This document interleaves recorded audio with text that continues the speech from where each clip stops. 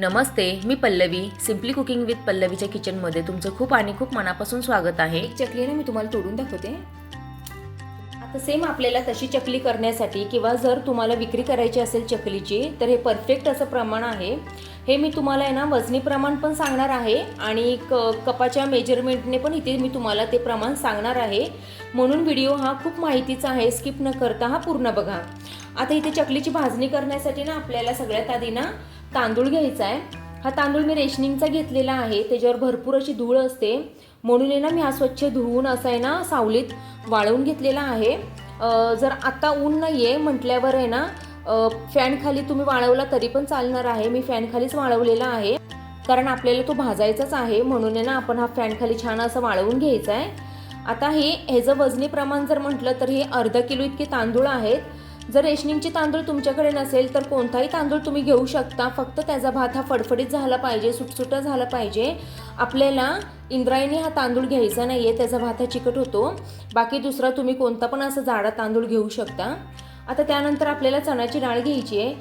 लक्षात ठेवायला एकदम सोपं आहे. आपल्याला 300 ग्रॅम इतकी डाळ घ्यायची आहे. ती पण मी कॉटनच्या क्लोथने पुसून घेतलेली आहे स्वच्छ. त्याच्या निम्म्या आपल्याला मुगाची डाळ घ्यायची आहे. 300च्या निम्मे हे 150 होतात. आपल्याला इथे 150 ग्रॅम इतकं हे मुगाची डाळ घ्यायची आहे. 150 ग्रॅमच्या निम्मे आपल्याला ही उडदाची डाळ घ्यायची आहे, म्हणजे 75 ग्रॅम आपल्याला इथे उडदाची डाळ घ्यायची आहे. आता ही कमी काय घ्यायची, उडदाची डाळ जर जास्त झाली भाजणीत तर आपल्या चकल्या ह्या कडक होऊ शकतात, म्हणून आपल्याला उडदाची डाळ ही कमी घ्यायची आहे. आता आपल्याला 50 ग्रॅम इतके पोहे घ्यायचे आहेत. पोह्याने काय होतं ना चकली अतिशय खुसखुशीत अशी होते. पण हे आपल्याला 50 ग्रॅम इतकं साबुदाणा घ्यायचं आहे. साबुदाण्याने काय होतं ना चकली ही तुटत नाही, छान असं त्याला त्या भाजणीला छान असं चिकटपणा येतो, म्हणून आपल्याला 50 ग्रॅम इतकं साबुदाणा घ्यायचा आहे. इथे 50 ग्रॅम इतकं आपल्याला धणे घ्यायचे आहेत. धण्याची चव ही चकलीच्या भाजणीमध्ये अप्रतिम अशी लागते, म्हणून इथे मी 50 ग्रॅम इतके धणे घेतलेले आहेत. आणि आपल्याला 20 ग्रॅम इतके जिरे घ्यायचे आहेत. जास्त जे जिरे घातलं तर मग भाजणीचा कलर हा बदलू शकतो, चकलीचा कलर हा बदलू शकतो आणि ह्याला एक थोडासा असा उग्रवास असतो, तो पण चकलीत काही चांगलं लागत नाही, म्हणून आपल्याला 20 ग्रॅम इतकं हे आपल्याला जिरं घ्यायचे आहेत. हे माझ्याकडे हे 2 कप आहेत. हे मी तुम्हाला 2 कप दाखवते. ह्याचं पाव किलोचा हा आहे कप आणि हा 125 मिलीलिटरचा इतका आहे.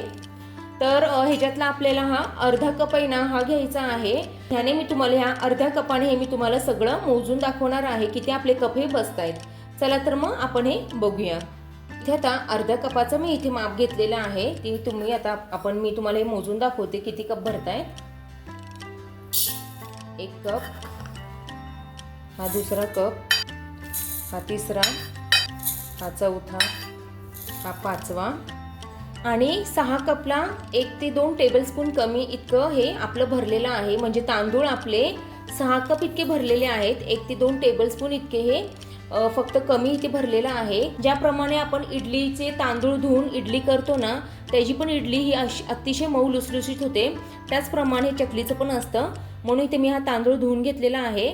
इथे कपाच्या ह्याने आपल्याला 6 कपाला 2 टेबलस्पून कमी इतकं हा तांदूळ आपल्याला भरलेला आहे. आता आपण चण्याची डाळ ही मोजून घेऊया. आता चणा डाळ ही 1 कप, दुसरा कप, 3 कप इतकी आपली ही चणा डाळ भरलेली आहे. आता ही पण आपण साईडला ठेवूया. आता मुगाची डाळ आपण आहे ना ह्या वाटीच्या प्रमाणे किंवा कपच्या प्रमाणे आपण मोजून घ्यायची आहे. इथे ही 1 कप आणि अर्धा कप म्हणजे 1.5 कप इतकी ही मुगाची डाळ झालेली आहे. आता ही साईडला ठेवून घेऊया आपण. हे आपण आहे ना मोजून बघूया किती भरतंय. हा 1 कप म्हणजे 1.5 कप इतके आपले धणे भरलेले आहेत. आता हे सगळं मी तुम्हाला प्रमाण वजनी आणि वाटीने दाखवलेले आहे किंवा कपाने दाखवलेले आहेत. आता हे प्रमाण मी तुम्हाला सगळं पुन्हा एकदा दाखवते, म्हणजे तुमच्या लक्षात राहील हे आपल्याला किती घ्यायचं आहे. चला तर मग आपण पुन्हा एकदा ह्याचं वजनी प्रमाण लक्षात ठेवायला एकदम सोपं आहे. अर्धा किलो इतके आपण हे तांदूळ घेतलेले आहेत. आता आहे ना आपल्याला चणा डाळवरनं हे लक्षात येतं. हे चणा डाळ आपल्या लक्षात ठेवायची. ही चणा डाळ 300 ग्रॅम इतकी आहे. त्याच्या निम्मे आपल्याला मुगाची डाळ घ्यायची आहे 150 ग्रॅम. उडदाची डाळ घ्यायची आहे. मुगाच्या डाळीपेक्षा निम्मी आपल्याला उडदाची डाळ घ्यायची आहे. 150च्या निम्मे 75 होतात. आपल्याला 75 ग्रॅम इतकी ही उडदाची डाळ घ्यायची आहे. आपल्याला इथे 50 ग्रॅम इतका साबुदाणा घ्यायचा आहे. 50 ग्रॅम पोहे घ्यायचे आहेत. 50 ग्रॅम इथे आपल्याला धणे घ्यायचे आहेत आणि 20 ग्रॅम इथे आपल्याला जिरे घ्यायचे. इतकं सोपं हे प्रमाण आहे. आपल्याला चणा डाळीचे हे निम्म करत जायचंय. बाकी सगळं सोपं आहे. तुम्हाला मी कपाचं पण प्रमाण हे दाखवलेलं आहे, तुम्ही नोट करून घेऊ शकता. चला तर मग आता दुसरी पूर्वतयारी आपल्याला काय करायची हे बघून घेऊया. आता दुसरी तयारी म्हणजे इथे आपल्याला ना डाळी घालून घ्यायच्या. त्यासाठी ना इथे मी पेपर अंथरलेला आहे आणि त्याच्यावरच आपल्याला ना कॉटनची अशी ओढणी घालून घ्यायची आहे आणि ह्याच्यावर आहे ना आपल्याला डाळी भाजलेल्या ह्या घालून घ्यायच्या आहेत, म्हणजे त्याला खाली घाम सुटत नाही. आता आपण छान अशा डाळी ह्या भाजून घेऊयात आणि वेगवेगळ्या ह्याच्यावर काढून घेऊया. चला तर मग आता आपण तांदूळ आधी भाजून घेऊया. इथे ना आता आपल्याला पसरट भांडं घ्यायचं आहे, जेणेकरून आपल्याला ना प्रत्येक धान्य हे व्यवस्थित असं भाजता येईल, छान असं आपल्याला ते खरपूस भाजता येईल, म्हणून आपल्याला इथे पसरटच भांडं घ्यायचं आहे. सुरुवातीला मी गॅसची फ्लेम ही फास्ट केलेली आहे, कारण आहे ना हे भांडं तापेपर्यंत आपल्याला गॅसची फ्लेम ही सुरुवातीला फास्ट करायची आहे आणि मग मीडियम गॅसवर आपल्याला छान असं भाजणी किंवा हे तांदूळ आपल्याला छान असं भाजून घ्यायचे आहेत. गॅसची फ्लेम ही बारीक करायची नाही आहे, खूप वेळ लागणार. इथे ना आपल्याला मीडियम टू फास्ट गॅसवर आहे ना हे छान असं भाजून घ्यायचं आहे. आता मी हे तांदूळ धुतले होते म्हणून ह्याच्यात आहे ना आर्द्रताही जास्त आहे.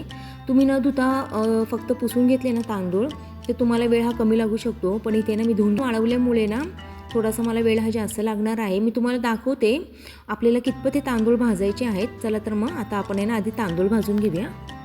इथे मला मीडियम गॅसवर 10 मिनटं लागलेली आहेत तांदूळ भाजण्यासाठी आणि तुम्ही बघू शकता छान असं ते ना कोरडे झालेले आहेत, छान असं ते भाजले गेलेले आहेत, त्याचा कलर बदललेला आहे. आता आहे ना आपल्याला हे वेगवेगळे सगळं काढून घ्यायचं आहे. भाजलेले सगळे आयटम हे आपल्याला वेगवेगळे हे काढून घ्यायचे आहे. आपण हे काढून घेऊया आता.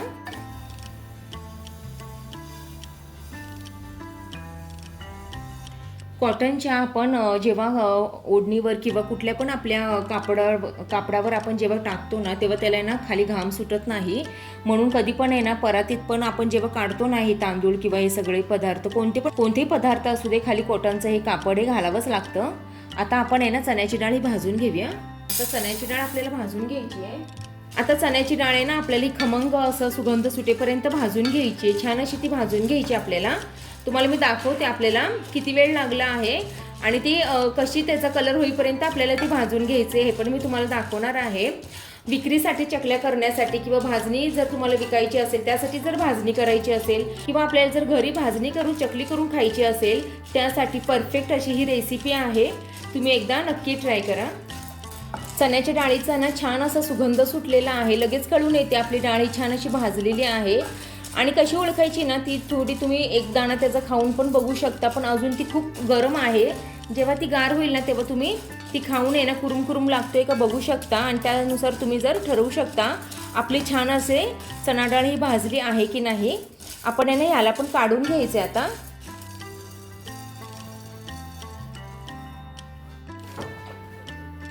आपल्याला मुगाची पण डाळी भाजून घ्यायची आहे. हे मी छान अशा पुसून घेतलेल्या आहेत.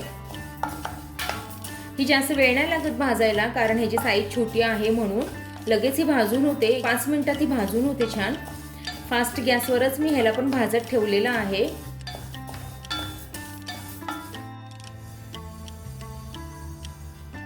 आता आपल्याला उडदाची डाळ भाजून घ्यायची आहे.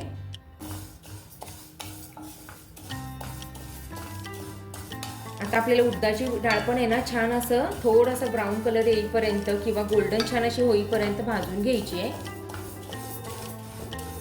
मी ना भाजणीची चकली नेहमी बनवते आणि ही चकली ना आमच्या सगळ्यांना अतिशय अशी आवडते, म्हणून म्हटलं चला चकली करताना रेसिपी मी तुमच्याबरोबर शेअर करावी. छान असं आहे ना उडदाच्या डाळीचा पण सुगंध हा सुटलेला आहे. आता आपण आहे ना ह्याला पण काढून घ्यायचं आहे.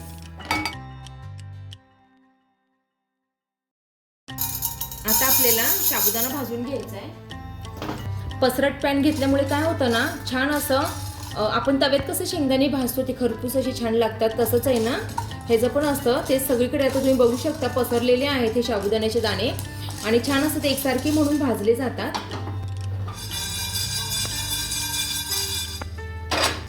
साबुदाणा आहे ना तुम्ही बघू शकता छान असा मनाने हलायला लागलाय, म्हणजे तो छान असा भाजला गेलेला आहे, फुगला आहे. आता आपण ह्याला पण काढून घेऊया.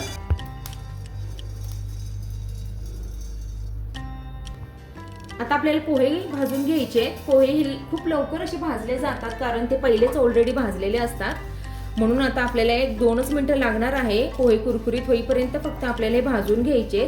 ते ओळखायचे कसे, ते ना आकुंचन असे पावतात आणि कुरकुरीत होतात. त्यावरनं असं आपल्याला भुगा करून बघायचं आहे. त्यावरनं आपल्याला लगेच कळतं पोहे भाजलेले आहेत.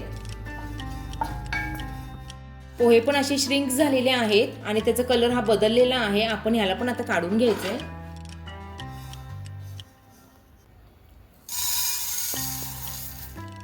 आता आपल्याला ना धने भाजून घ्यायचे.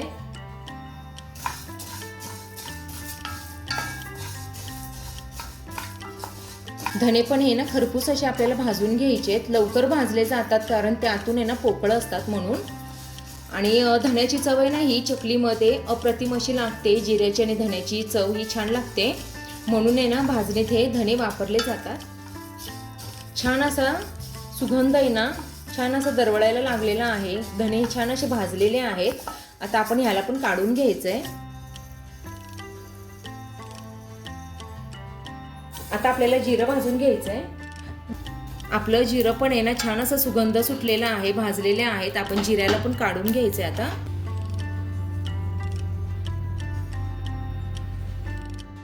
सगळे धान्य हे आपले भाजून झालेले आहेत. हे ना अर्धा तास आपण छान असे गार होऊन देऊया आणि गार झाल्यावर हे आपण मिक्स करूया आणि मग गिरणीमधून हे आपल्याला दळून आणायचं आहे. इथे आपली ही भाजणी ही रेडी होईल. आपली सगळी भाजणी ही गार झालेली आहे आणि मी सगळे दाणे हे खाऊन बघितलेले आहे. छान असे कुरकुरीत झालेले आहेत. आणि आता हे आपण गिरणीत आहे ना जाऊन हे छान असं ही भाजणी आपण ह्याचं पीठ करून आणायचं आहे. चला तर मग आपण हे मिक्स करून घेऊया.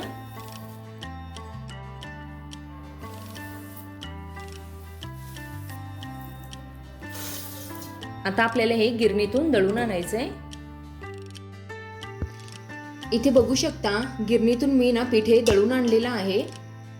थोडं ना असं जाडसर असं मी दळून आणलेलं आहे म्हणजे चकली छान अशी ह्याची होते. इथे ना आपली छान अशी भाजणी ही चकलीची रेडी झालेली आहे. आता चकलीच्या ना भाजणीचा तुम्ही बिझनेस पण करू शकता. ही भाजणी तुम्ही ना पॅक करून विकू पण शकता कारण आता धावपळीच्या आहे ना ह्याच्यात आहे ना बायकांना भाजणी करायला एवढा वेळ नसतो म्हणून. आता ह्या भाजणीपासून आहे ना आपण चकली कशी बनवायची ना ते पुढच्या आपण भागात बघणार आहोत. म्हणून पुढचा व्हिडिओ हा नक्की बघा. चला तर मग पुन्हा भेटूया अशा एका छान नवीन रेसिपीमध्ये. तोपर्यंत बाय.